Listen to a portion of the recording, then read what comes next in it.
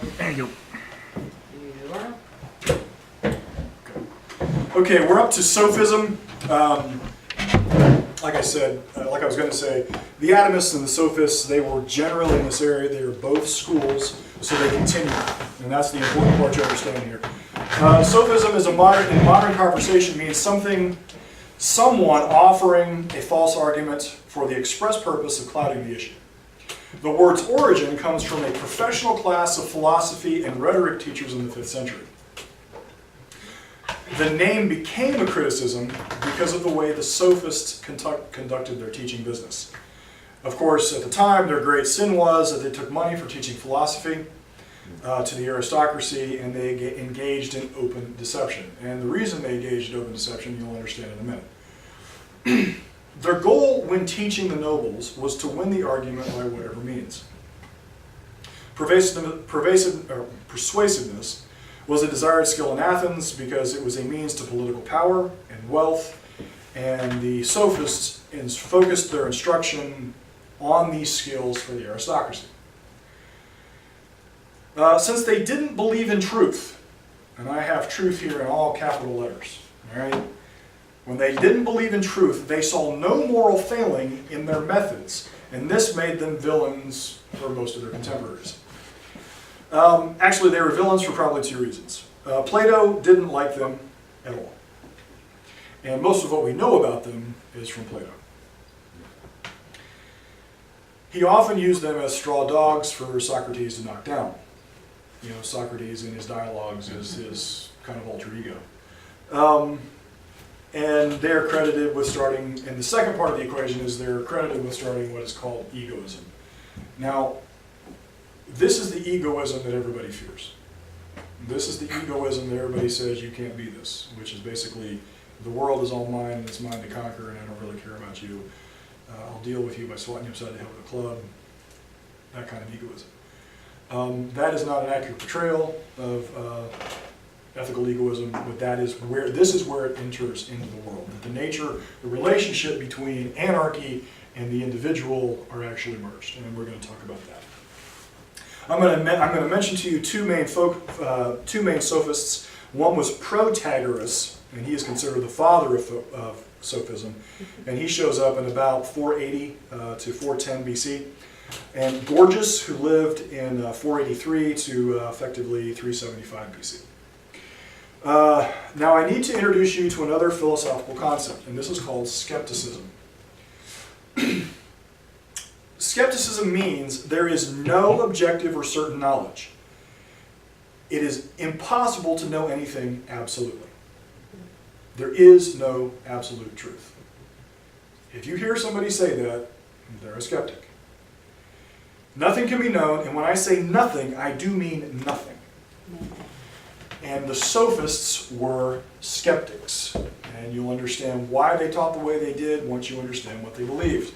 The sophists said that there was no certainty to be had for any creature, and they sought to prove that every sense perception to any creature was necessarily invalid. Others had suggested that man's senses were invalid, but the sophists took this argument to new heights, or lows, depending on how you look at it. They made an all-out attempt to show that every sense perception is wrong. Not just that man can be taken in by the occasional illusion or hallucination, but that man can never trust anything from his senses. This is an all-out assault on the faculties of man. The others said they were short-circuited. These guys, they're looking to cut them out entirely. No circuits. Correct, no circuits. Here is the famous argument.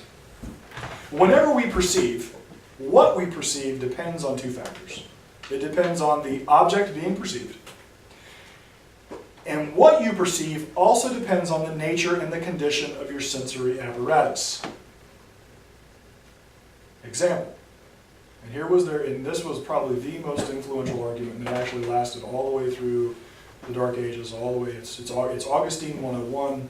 It is the mystics of the Christian eras from the 600 to effectively 1200. This is one of their primary arguments. A colorblind man and a normal man look at a tree, and one says that he sees green, and the other one says, I see gray. The same object, but different sensory outcomes. One man is sick, the other healthy. They both eat pie. One says it tastes sweet, the other says it tastes bitter. One man is in a hot tub, and then he gets sprayed with water from a hose, and he says, "How cold?"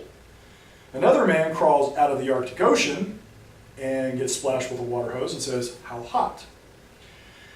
What was the conclusion the sophists drew from this? The answer is, the key factor in each instance was that the quality of the sensory apparatus determined the effectiveness of the experience.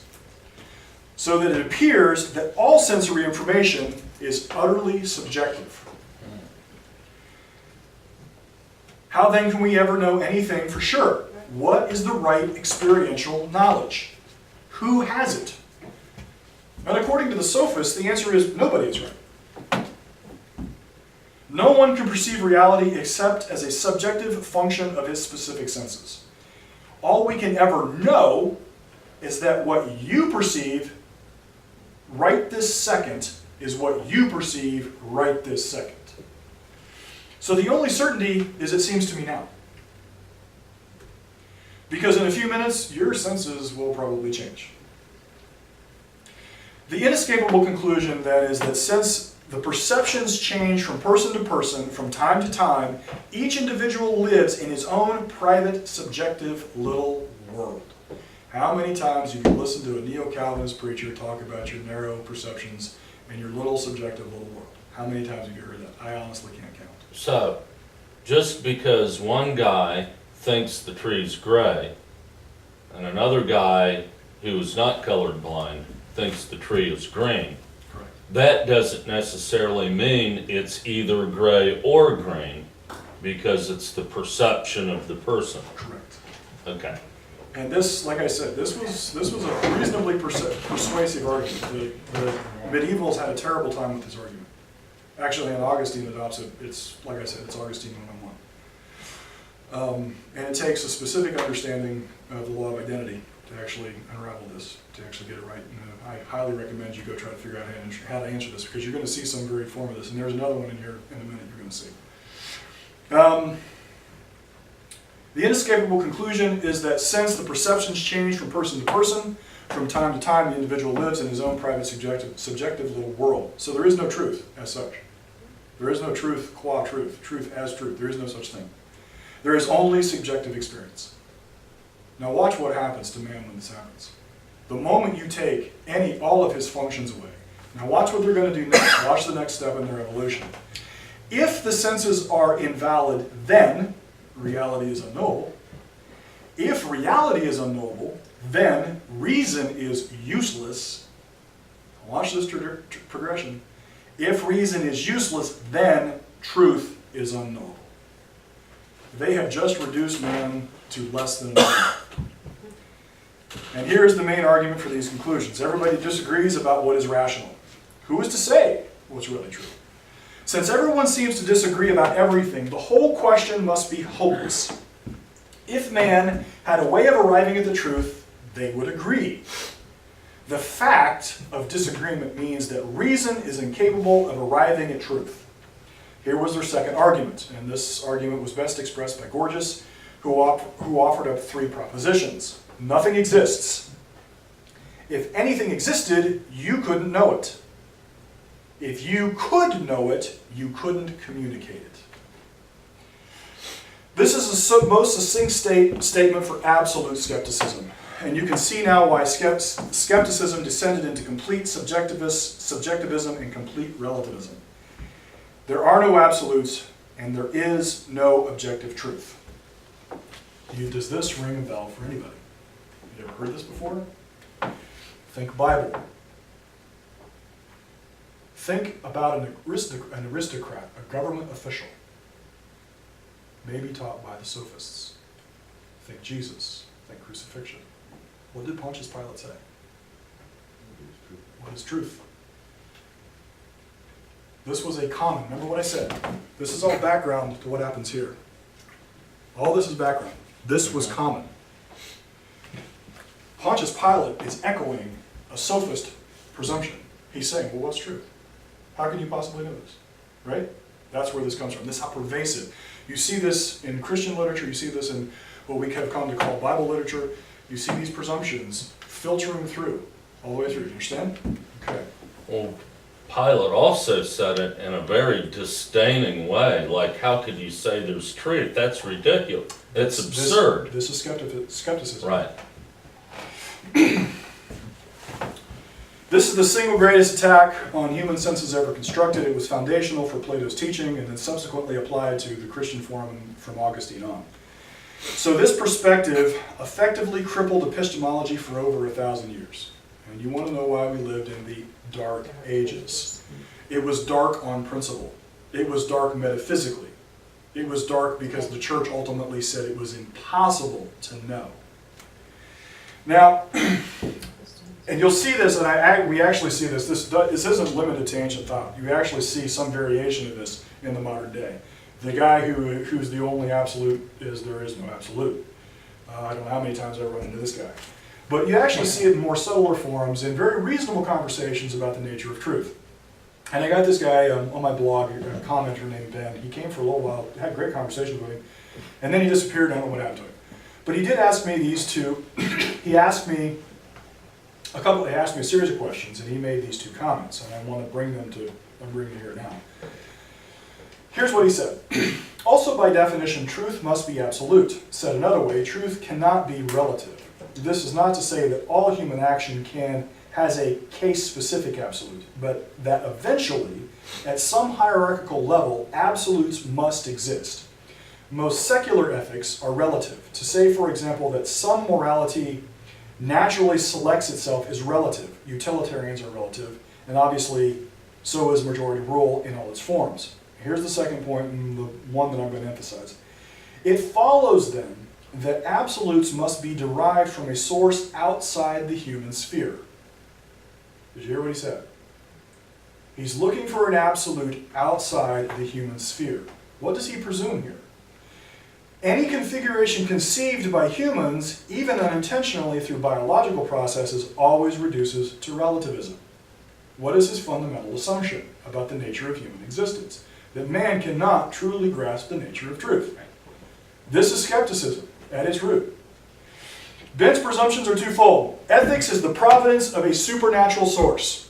That's his fundamental assumption.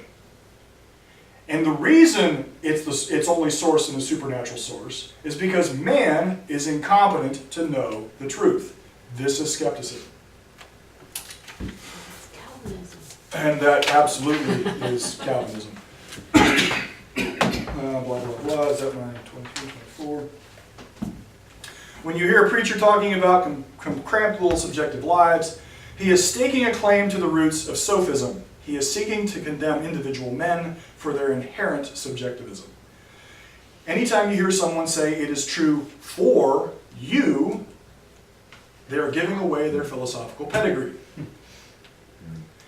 The Calvinist doctrine is true for me, even though you're an Arminian with a bad attitude. That is skepticism at its root. Final note on the sophists and their politics. Remember I said from the beginning the progression starts with metaphysics and it ends with politics. We go from metaphysics to epistemology to ethics, and our ethical assumptions produce our government action. That's what I've told you. If you remove reason and senses from human existence, what's left? How do you deal with another man? How? This is not complicated. Club. A club. That's it. That's all that's left. Force. Force. Violence. This is absolutely the source of violence in the world. When you realize that removing reason and sense perception from human existence, the only thing left for man to do is to treat every other human being as prey. That's it. The skeptics, of course, since there is no truth and there is no reason, this of course impacts public policy.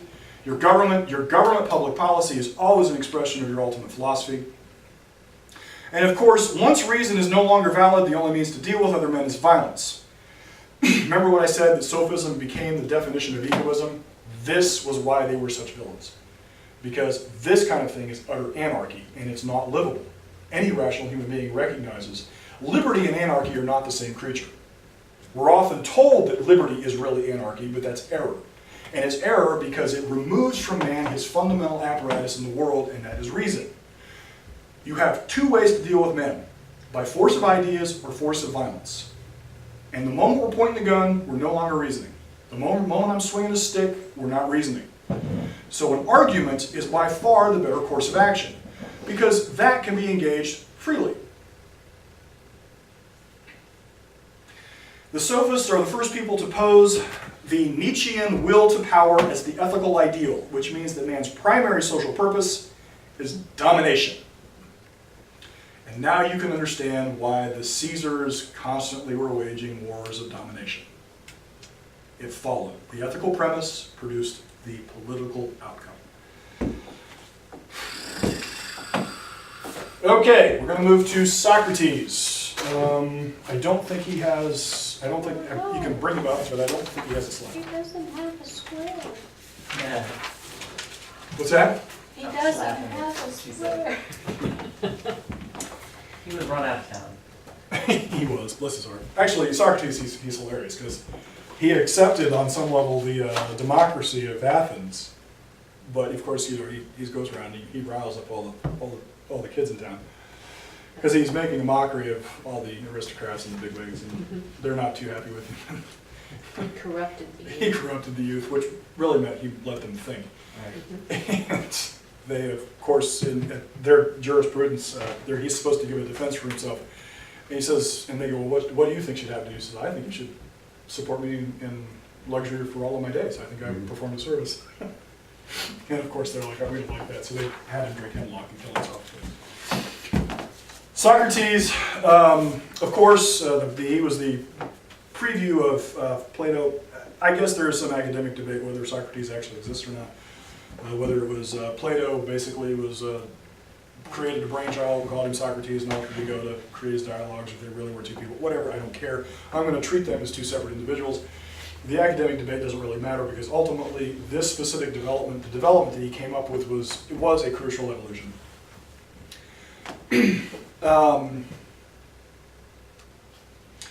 Socrates, both Plato and Socrates are going to answer the sophists. They think this is intolerable, and they have serious problems with the sophists. So now remember, here's the progression. We're trying to figure out between Heraclitus and Parmenides, and we've got the atomists, and we've got the Pythagoreans, and we've got all these ideas now out there. And now the sophists show up and say, nothing is possible, oh, woe is us, let's all kill ourselves. And so Socrates and Plato say this is absolutely, we've got to fix this. And so in this regard, these two guys are heroes because they're trying to sort this out. Socrates shows up, and he's the first philosopher to take up the task of grounding objective knowledge and objective morality into human existence. This is a huge undertaking and a very important exercise. He was, of course, Plato's mentor, and Socrates' focus was on ethics, a specific ethical approach that was ultimately systematized into Plato and Aristotle. What was the approach? The answer is, he said that the reason people are confused, so habitually in disagreement, so endlessly mired in subjectivism, the reason they despaired of ever knowing the truth was because their concepts were never defined. Now that seems like obvious to us, right? Well, actually some people. People still argue and don't define their concepts, but for us it seems like a good idea to at least know what you're talking about. Let's at least understand the commonalities of this particular argument. What does this reduce to? And he said, people will fight over the question of is a man good or honorable or virtuous and never arrive at a conclusion. But of course, identifying this for Socrates' contemporaries, this was an evolution of thought. Well, yeah, it's actually a good idea. What does virtue mean? What does good mean? What does honor mean? What specifically embodies this concept? And he said, this is the need for definitions. The question is, what are the characteristics of particulars so that we can arrive at a definition? Did you get that? We need a definition. So what are the particulars of honor? What does that mean? What are the particulars of good? What does that mean? For example, when we discuss honor, what is the common denominator that is the class called honor? To define the concept, you must generalize what is common to the whole group of a class. So when you think of circles, you don't have to think of every circle you've ever seen. You can merely see what is common to all circles. So Socrates identified what was the need and essential nature of what is called universals. Now this concept of universals is huge. It is the dividing line of everything that comes after this. And you're going to understand what I mean here in a second. He didn't use the word universal, of course, that actually came later. But it means specifically this. Universals are the set of properties common to every member of a class, which is the basis of its classification. Okay, I point to 4 chairs. What are the basis of the classification of chair, right?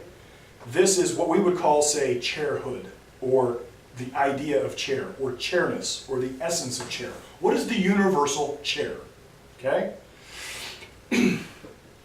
This specific set of characteristics that reduces down to the common denominator of chair, that is the definition.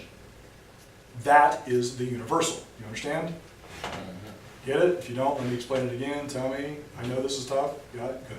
All right. If I point to red, that is a particular.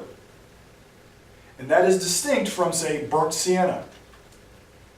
And that is also a particular that is different from yellow.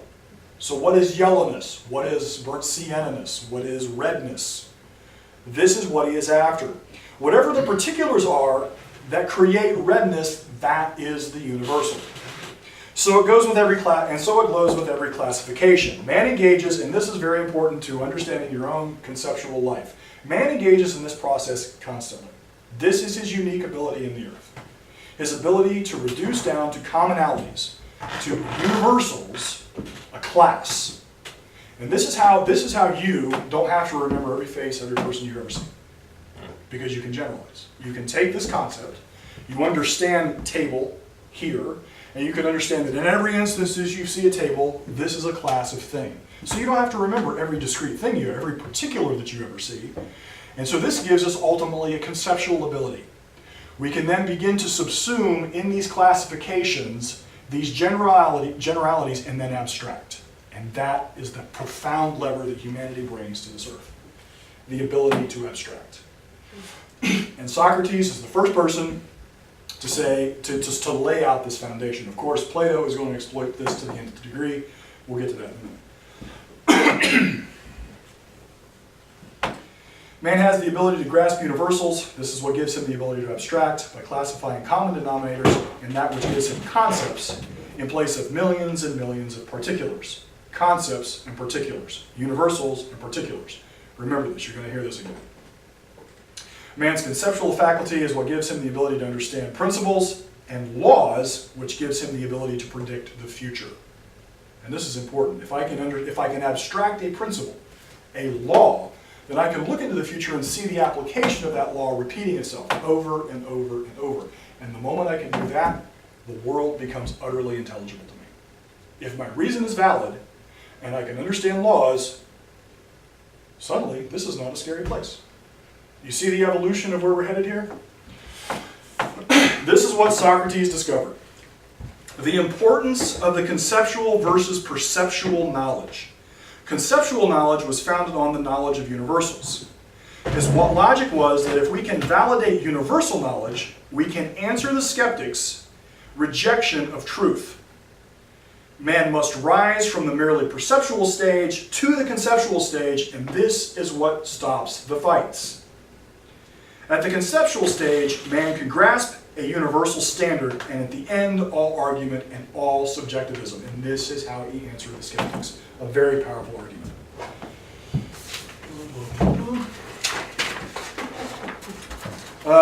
Move me to Plato, which is the next slide, I believe.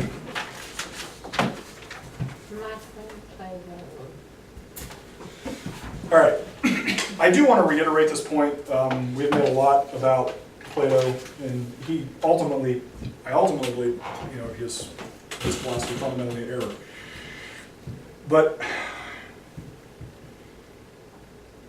he was the first, a genius by actually Yeah. virtually unparalleled and unrivaled in human history. His system dynamics, his creativity, his ability to integrate enormous amounts of information is only rivaled by Aristotle.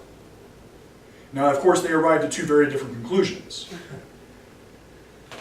But he is not a villain as such. He's not deliberately trying to do bad things. He's trying to take the arguments of his day, and he's really trying to defend what he sees as some really bad things. And he's trying to take that and turn it into something that's ultimately usable. Now, ultimately, of course, I think that he arrived at the wrong conclusions, but nonetheless, he's not a villain of the black soul kind. All right? And we do want to do good to this. He was, even though he was pagan, that's actually a very Christian prejudice. That's a very Christian prejudice. He would have considered us pagans. Right. He would have considered us pagans. He would have considered us probably insufferable just because we were monotheists utterly. And that was in the 2nd and 3rd century, of course. The the Romans thought that the Christians were the pagans because we didn't believe in all their gods. So anyway, side trip. Let's get back to Plato. Not quite the villain that I want to portray. The true villains are Augustine and the guys coming later, but we'll get to that. Actually, no, I won't get to that. Sorry.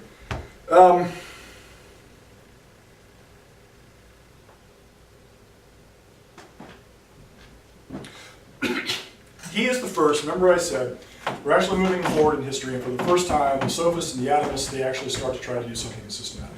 Plato succeeded. Plato is the first guy to actually do a comprehensive philosophy. He is the first one to go from metaphysics to epistemology to ethics to government. And like I said, the last segment of that is aesthetics, which is effectively art. And his metaphysics is enormously impacting. It has absolutely shaped the substance of the Western world,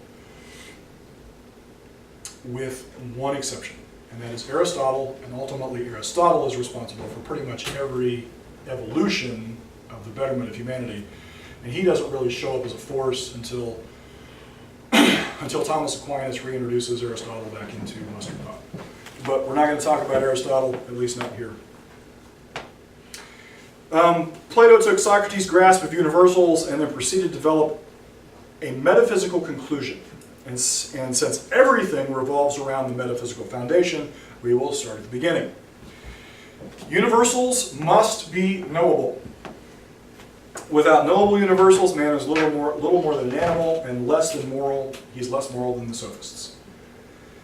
Parmenides told us that thou canst know not what is not. Right? Thou canst know what is not. In other words, if it doesn't exist, you can't know it. Right?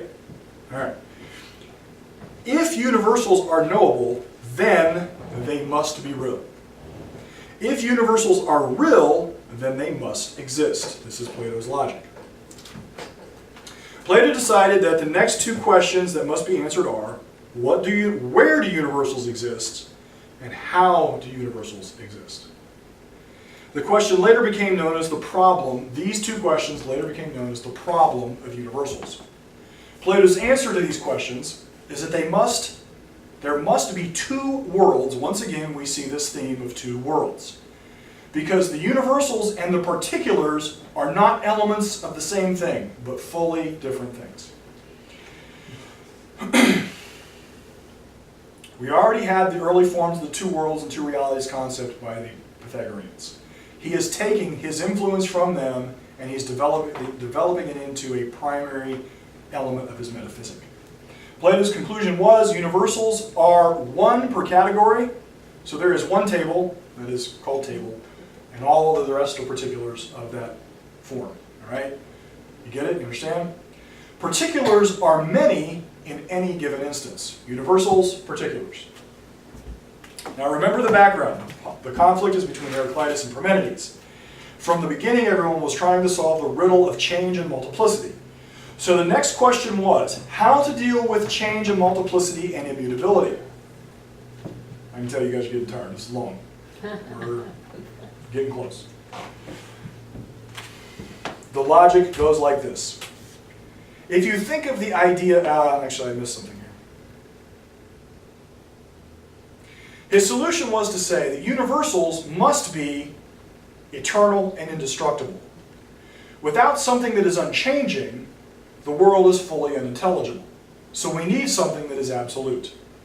His logic goes like this. If you think of the idea of dogness. We can say that the nature of dogs requires floppy ears and a bark and 4 paws and so on. These are particulars. But there are many, many dogs with variations on those specifics. Yet we understand that there is one concept of dogness. This must be an immutable law of dogness, because without immutability, there would never be a law of dogness. Therefore, the universal of dogness must be eternal and indestructible. His logic continued. Particulars are necessarily material and physical. Remember, we're seeing this over and over. That which is universal is immutable and destructible. That which is temporal and sensual is destructive and inconsistent and subjective. Animals, and here's how he rationalized this out. Animals can see them, hear them, taste them.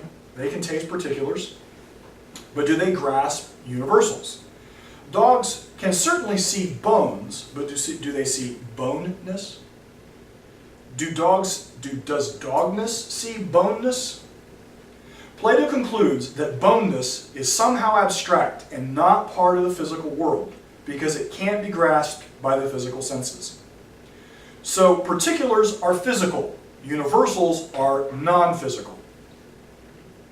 And what followed from that premise was that particulars were understood by the means of the senses and universals must be understood by the means of reason.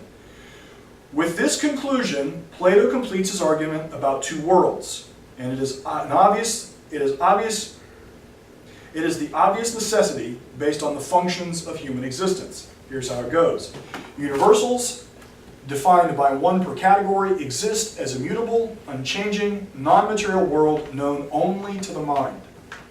Particulars, defined by multiplicity and change, are physical and material and grasped by the senses. Now we have his two worlds, and we're about to introduce you to Plato's forms.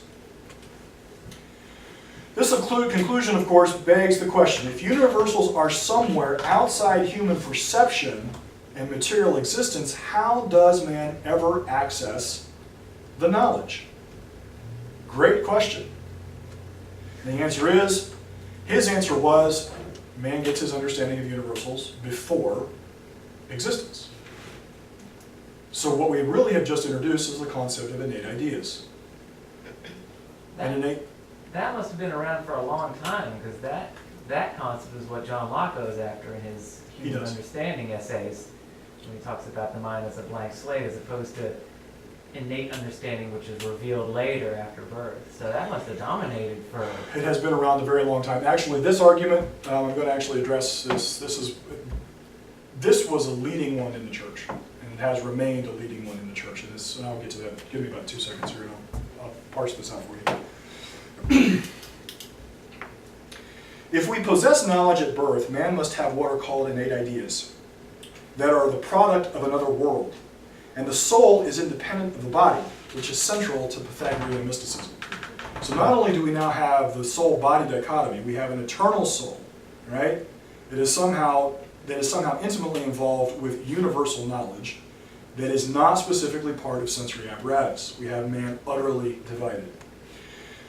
Plato makes many other arguments for the existence of two realms, and I'm not going to reiterate all of them. But many of you are familiar with the next one because it is a very popular Christian proof. It is generally called the argument from perfection. Plato asks, where do we get the concept and the standards of perfection in any category? Where do we get the concept of a perfect circle, a perfect latte, a perfect Oreo cookie, a perfect, you fill in the blank? Plato said that all concepts of perfection cannot come from this material world because nothing in this world is perfect. Because this world is made up of particulars, and particulars are always changing. And if you are changing, you cannot be perfect. Something that changes cannot be perfect because change would imply some kind of deficiency. Perfection requires immutability. Perfection means that it would lack nothing. You can hear the echoes of Christian doctrine all over this. The most obvious example is the perfect cow. What would it eat? It doesn't lack food because it is perfect. It doesn't lack knowledge because it is perfect. It doesn't need to breathe because it doesn't lack air. If nothing in this world can be perfect, where do we get our concept of perfect? The only conclusion is that man gets his concept of perfect from contemplating another world. A world that holds the perfect embodiment of everything in this world, a perfect archetype of universals. And of course, the reason this gets so much traction is because this is exactly how we prove the existence of God. This is what we say. We have the concept of God in our thinking. Where did we get that concept? It must necessarily exist because we wouldn't have it in our thinking if it didn't exist.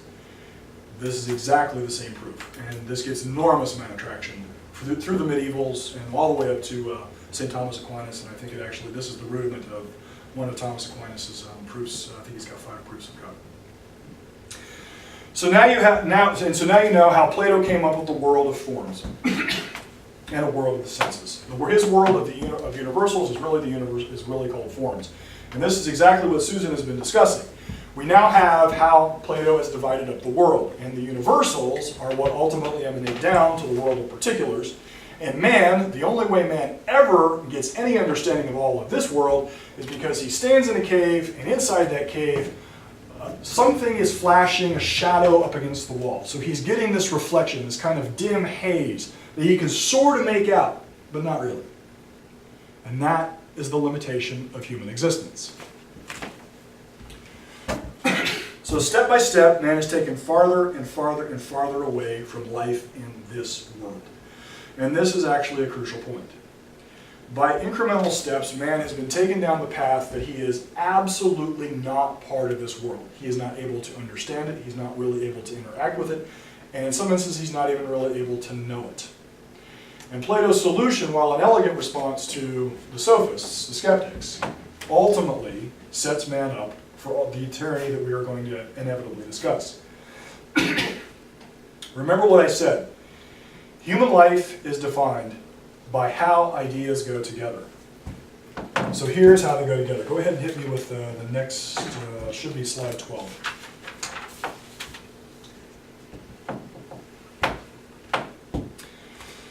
So this is the principle.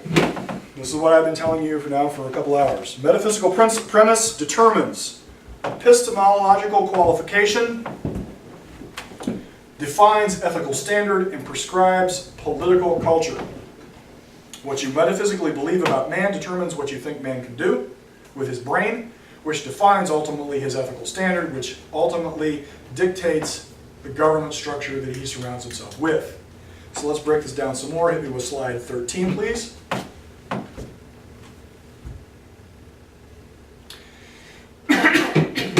So your foundational assumptions determine how effective man is to understand the world, which defines his moral values, which prescribes government force. I'm saying the same thing over and over because I want you to understand this progression. Once you get this progression, it becomes trivially simple to dissect any given philosophical position. Go ahead and hit me with slide 14, please. And this is how Plato ultimately summarized. This is me summarizing for Plato.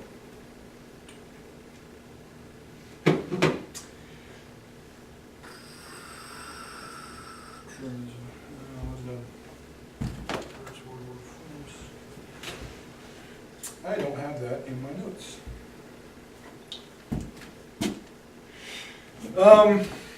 This world is mere reflection, and so this is exactly the same thing stated only with Plato's specifics. This world is merely a reflection of an otherworldly forms. This determines that man cannot know truth because he experiences the imperfect from a shadow world. That defines that the only select men of the highest character and long-standing study can achieve enlightenment. Now we've actually caught this theme repeatedly. It is always an elect few, a select few, that have the ability to understand this great, grand, mythical truth. And it's everybody else, based on whatever their disqualification is, that cannot understand it. This distinction, this two-world distinction, ultimately creates the class society. This is the root source of class society. It is the endless presumption that some are uniquely qualified by virtue of their ethical achievement, however that is arrived at, to ultimately govern those who cannot arrive at that ethical achievement. We have seen this absolutely in every instance. Slavery was justified for this exact reason. The white man was superior because the black man was inferior, and the white man should basically rule over the slave. Our treatment of the Indians was exactly the same way. This two-world concept always boils down to a class society that is determined, predestined to rule over a subclass. Always. The only reason to advocate determinism, predestination, is to establish a class society. There is no logical, rational reason to advocate the doctrine of determinism unless your specific goal is to produce a class society. Because if it's all determined, why are you arguing? What are you trying to persuade? By definition, I am who I am because I am determined to be that. There is no rational appeal to achieve any other end. So if you're arguing with a determinist, the answer is, why are you arguing? And at the end of the day, the only reason he is arguing is because at some point he believes he should be in charge of your life. That's it. It's that stark. It's that ugly, and it's that bold. And if you get this concept, you can unravel 99% of all determinist arguments. You just look at them and say, why are you arguing? That's it. That's the end of the discussion. Now, they'll keep trying to argue, but your point is, there is no argument. You don't rule me. Only men with volition can choose the nature of their own government. All right, that was me preaching for a minute, sorry. That's good. Are you starting to get the picture of how philosophy integrates ideas? Are you starting to see how what man believes affects the existence of what he knows? Are you starting to see how what man knows affects how he thinks he should act? All right, that's Plato. That's what I'm going to talk about, Plato. I do want to talk about two other movements. I'll take me Got one more slide. Go ahead and put it up there. I'm not sure what it's for. Go ahead. Yeah, Cynics and Stoicism. Actually, I got two more slides. I'm going to talk about these two, and then I'm going to do a summary. Because I want you to see this.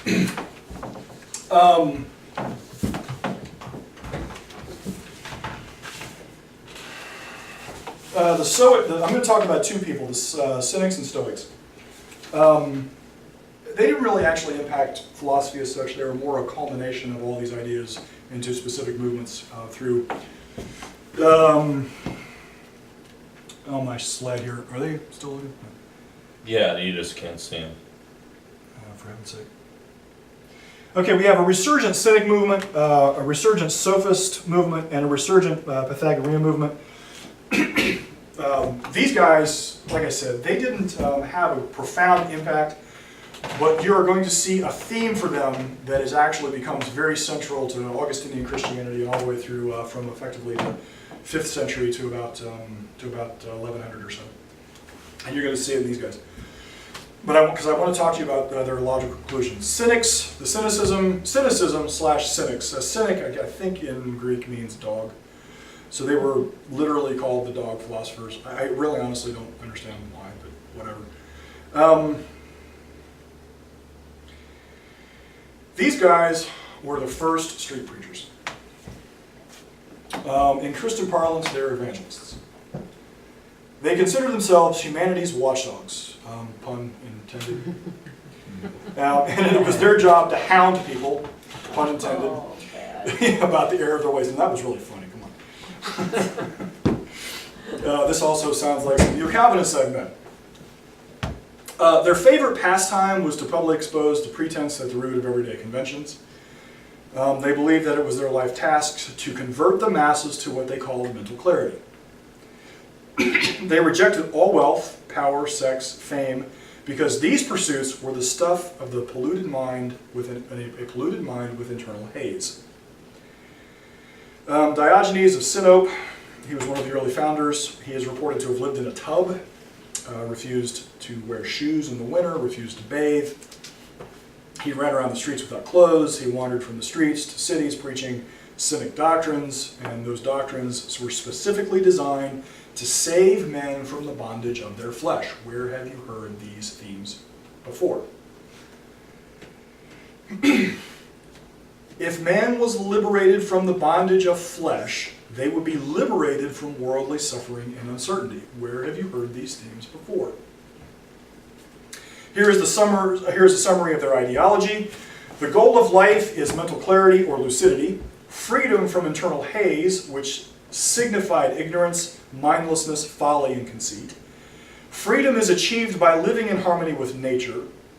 Mental haze, ignorance, mindlessness at all, is caused by false judgment of values, which causes negative heartache, anxiety, unnatural desires, and evil character. Man flourishes, he truly lives, by achieving what is called self-sufficiency. Note, when I talk about self-sufficiency for them, it's not what you're thinking. I'm not talking rugged individualism. They have a different take on freedom, ignorance, false judgment, and value, unnatural desires, evil character, etc. So they're not talking about rugged individualism, rather an internal indifference to life's hardships. Their definition of self-reliance was an indifference to hardship. One progresses towards this life and clarity of thought by ascetic practices, which helps one become free from the influences of the flesh. And since they had a great disdain for fame, they tended to act shamelessly in public in direct effort to slight all social conventions. Now here was the point that I wanted you to pick up from the Cynics. How does man achieve harmony with nature? Where he is indifferent to all hardship. Their suggestion is that the way man achieved this indifference was constant, arduous training of the body. You see this theme in Paul's comment when he says, I beat my body. It is and for those of you who want to be truly scandalized by Pauline doctrine, go take a fast look at his relationship to the Cynics and the Stoics. Trust me, it'll throw you. Because much of what Paul has to say is direct. It's not so much a plagiarism, but he used pretty much any convention he could find to make his case. And much of what he had to say was taken right out of their playbook. I'm going to move. Now also I want to reemphasize here that they have actually elevated the nature of asceticism. Not only is the flesh bad, but the flesh is bad, and the way you defeat the flesh is a specific violence towards the flesh. This is crucial because this becomes a dominant theme later. Stoicism is a school founded by Zeno of Citium in the early 3rd century. Stoa means painted porch. Zeno taught in the public square in a place called the Agora, which had a huge porch, hence the Stoics. Stoics taught that destructive emotions resulted from errors in judgment. Someone of moral and intellectual perfection would not suffer such emotion. Stoics were concerned with the active relationship between cosmic determinism and human freedom, and the belief that it is virtuous to maintain what is called to maintain a will that is in accord with logos. These are the guys who brought about the concept of logos that you're familiar with in John chapter 1. Their logos is a divine entity. Remember what I said? The other guys used it differently. These are the guys that brought this concept into the world of the divines. Stoics were concerned, Stoic religion emphasized prayer, self-examination, and praise. They described spiritual pursuits like this: God is best worshipped in the shrine of the heart,